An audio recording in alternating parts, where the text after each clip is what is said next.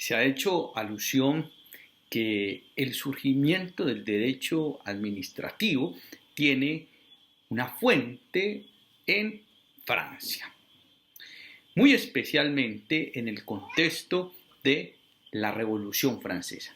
Entonces quiero resaltar cómo la Revolución Francesa aporta al surgimiento del derecho administrativo, haciendo énfasis a las ideas que plasma sobre esa cuestión el profesor Miguel Alejandro Malagón Pinzón en su libro Vivir en Policía.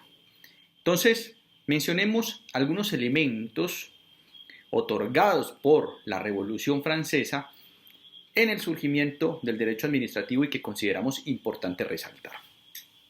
El primero de ellos es que con la Revolución Francesa se enaltece o permite el surgimiento del principio de legalidad. Recordemos que antes de la Revolución, la fuente del derecho provenía en el rey, es decir, el rey tenía ese poder absoluto. Después de la Revolución Francesa, empieza a coger cada vez más fuerza ese principio o esa concepción del imperio de la ley. Y bajo el imperio de la ley el principio de legalidad, es decir, las relaciones del príncipe, del soberano con los súbditos tenían una fuente de regulación que estaba supeditada a la ley, el imperio de la ley, el principio de legalidad. Y de la mano con ese concepto empieza a generarse la posibilidad de pensar en el control a la administración. Y ese control, por supuesto, a través de un derecho especial que termina siendo el derecho administrativo y una jurisdicción especial que termina siendo la jurisdicción de lo contencioso administrativo. Entonces quiero resaltar cómo la Revolución Francesa de 1789 da los inicios a el surgimiento del principio de legalidad y de la mano de ese principio la posibilidad de controlar a la administración. Por supuesto, ello de manera progresiva. Digamos que ese es un elemento importante que quiero resaltar y que como contribución hace la Revolución Francesa. Otro elemento, y es relativo al lenguaje. Se introducen nuevos términos en relación a el lenguaje. Por ejemplo, el concepto revolución. El concepto de revolución se había utilizado en el contexto del libro de Nicolás Copérnico, cuando se establecía ese cambio de la concepción teológica de las ciencias a una concepción científica. Y ahí entonces recordemos la revolución copernicana, ¿sí? La teoría heliocentrista que plantea Copérnico, en donde ya el Sol termina siendo el centro del universo y no la Tierra, como se había pensado en algún momento. Pero el concepto de revolución ni siquiera se utilizó hasta el momento de la Revolución Francesa en la Revolución de los Estados Unidos. No, ese concepto de revolución se trae a un fenómeno social, a un fenómeno jurídico, un fenómeno político que fue la Revolución Francesa. Y de la mano del concepto de revolución, para entenderla al margen de las revoluciones científicas como una revolución social, aparecen otros conceptos. La misma libertad, la misma igualdad, con otro componente argumentativo. La aristocracia, el concepto de aristócrata, el mismo concepto de independencia. Es decir, conceptos que no eran tan comunes en el lenguaje político, por así decirlo, empiezan a florecer para entrar en la dinámica de los contextos sociales, políticos y culturales. Entonces vemos cómo la Revolución Francesa contribuye también al florecimiento del lenguaje. Un lenguaje en un contexto político, económico, social, que si bien uno podría encontrar en otras esferas esos términos ahora adquieren otra dimensión, otras concepciones. Entonces, eso es un aspecto importante de contribución que hace la Revolución Francesa y que enriquece, por supuesto, el mismo derecho administrativo. Un tercer elemento, y es con relación al catálogo de derechos o surgimiento de catálogos de derechos. La Declaración de los Derechos del Hombre y del Ciudadano de 1789. Esa declaración lo que permite es el surgimiento de un nuevo orden jurídico social que se da en el contexto de la sociedad francesa y que enaltece, por supuesto, la libertad y que enaltece, por supuesto, la igualdad, la fraternidad, la propiedad privada. Y sobre la base de esos derechos se posibilita la virtud de poder controlar a la administración pública. Porque los ciudadanos tienen unos derechos y esos derechos tienen que ser respetados por todas las autoridades, independientemente de que se llame rey o que se llame autoridad administrativa o que tenga la potestad que pueda tener en la sociedad francesa.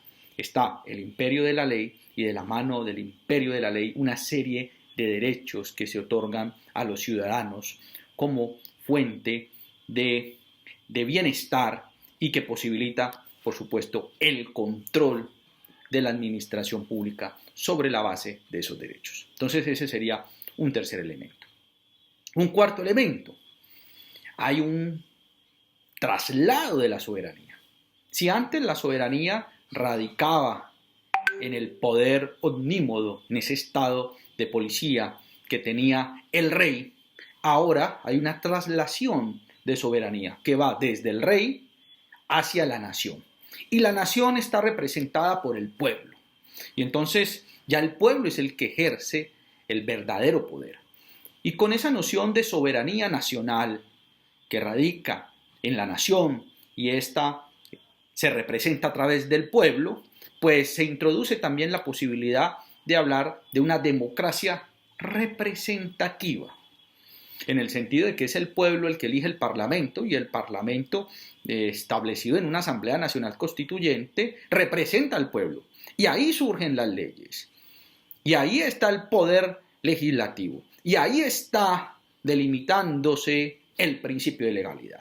Entonces la soberanía ya no pertenece al rey como ese estado de policía totalitario, sino que pertenece al pueblo. Y de ahí se deriva el concepto de democracia. Y de alguna manera también es un aliciente para que se pueda controlar a la administración. Se pueda dar surgimiento a un derecho especial que es el derecho administrativo. Y como último elemento, quiero resaltar la división tripartita del Estado.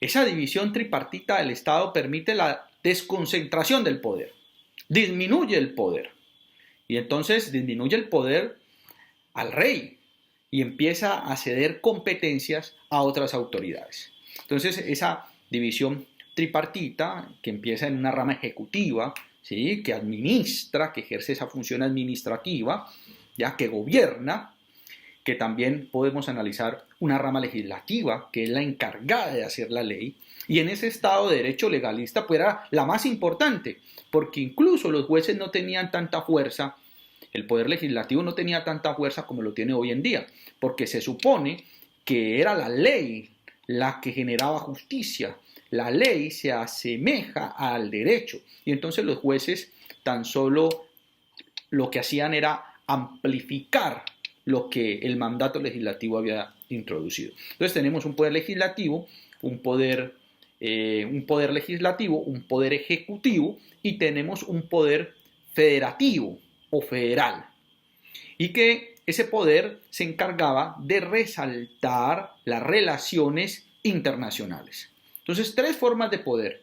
Mírese que aquí no se establece el poder o la autonomía el poder o autonomía judicial, No, en principio estamos haciendo referencia a un poder ejecutivo, un poder legislativo y un poder federativo, de federación, relacionado con las relaciones internacionales.